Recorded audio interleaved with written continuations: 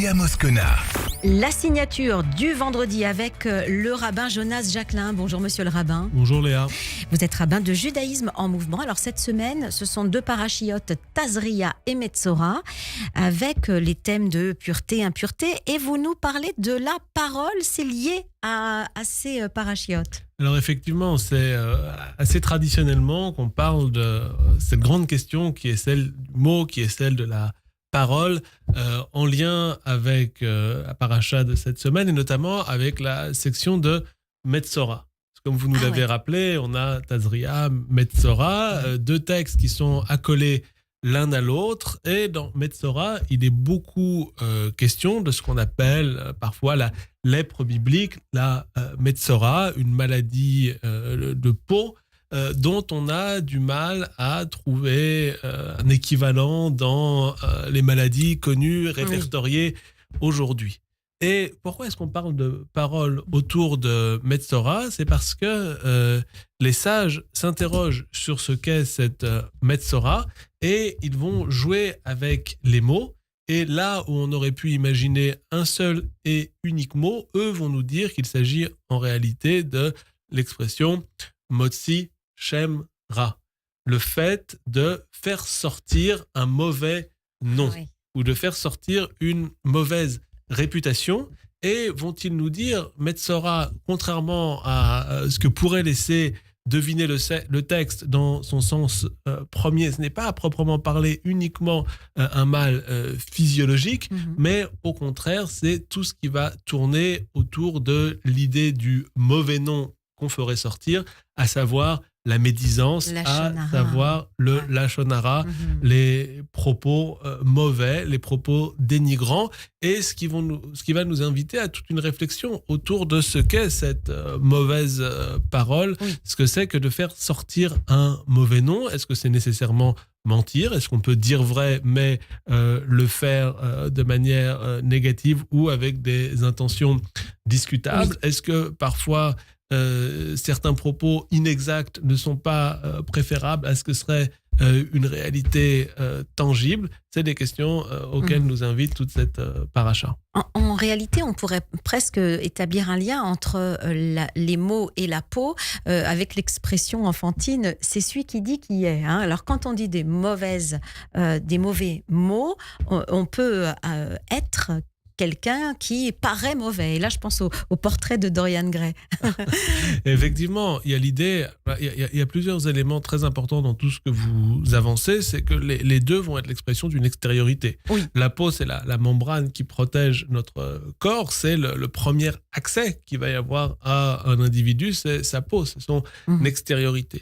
Et il y a également son expression, ce qui va être dit, et de même que notre extériorité est là pour protéger l'intérieur. Parfois, les mots que l'on prononce ne sont pas 100% équivalents à nos pensées. Et il arrive de transformer sa pensée par les mots, ne pas dire ce que l'on ressent profondément, soit par maladresse, on n'a pas forcément la possibilité de trouver les mots justes, de trouver les paroles qui correspondent à ce qu'il y a au fond de nous, soit parfois par tactique, parce qu'on sait que des pensées discutables doivent être traduites d'une manière différente, de manière à être agréées par tout un chacun, ou parfois par tactique, stratégie ou malhonnêteté, sachant que les uns et les autres ne sont pas exactement la même chose, bien évidemment.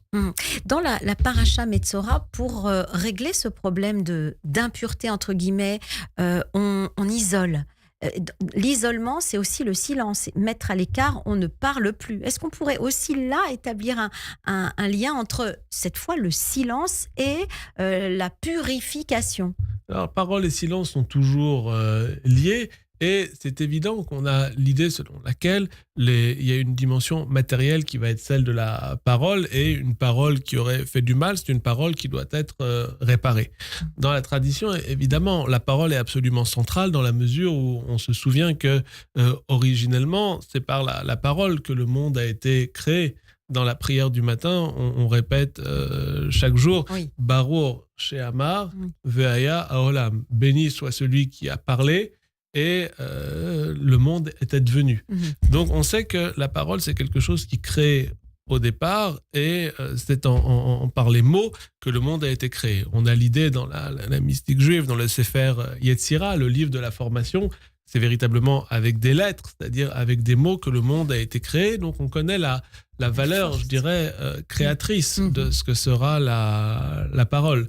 Et on a même parfois certaines traductions ou certaines explications du mot abracadabra. Vous connaissez la formule magique. Oui. Et on nous dit que abracadabra, ça viendrait de l'hébreu abara, je parlerai, kadabra, comme la parole. Donc on a l'idée de vraiment dans quelque chose d'ancré, d'une parole créatrice, mais on peut se dire d'un point de vue plus humain, d'un point de vue plus psychologique, que la parole, c'est ce qui est capable de donner de la confiance. Et si je vois quelqu'un qui trébuche moralement, en tout cas, je suis capable, avec des mots de réconfort, de venir créer de la confiance et permettre à cette personne de se créer un avenir, d'avoir du succès, d'avoir de la réussite par les paroles de réconfort, par les paroles de gentillesse que j'ai été capable de prononcer. Voilà. Mais je sais dans le même temps qu'une parole, c'est aussi ce qui va être capable de faire vaciller, ce qui va être capable de faire blesser, perdre confiance, ce qui va être capable de blesser quelqu'un. Et on nous dit, c'est dans les commentaires, une parole prononcée à Damas peut tuer à Rome et vice-versa. Oui. Donc on sait que pouvoir, la parole est aussi quelque chose qui va voyager, qui va se transporter et qui, souvent, en voyageant, pourra même être trahi, puisque c'est facile. Moi, je vous raconte quelque chose que vous racontez différemment au voisin, qui le raconte encore différemment au voisin, et à la fin, vous vous rendez compte de l'horreur qu'il a pu raconter, alors qu'au départ, on avait quelque chose de pas forcément réfléchi, de pas forcément pensé. Donc la parole a un pouvoir, une valeur, une force, mais en même temps, elle a une fragilité, puisqu'elle peut être modifiée. Donc, ce que vous nous dites, c'est le pouvoir de l'énonciation. D'ailleurs, on ne dit pas les 10 commandements, on dit les mots. Les 10 paroles. Les 10 paroles, pardon. Les 10 paroles.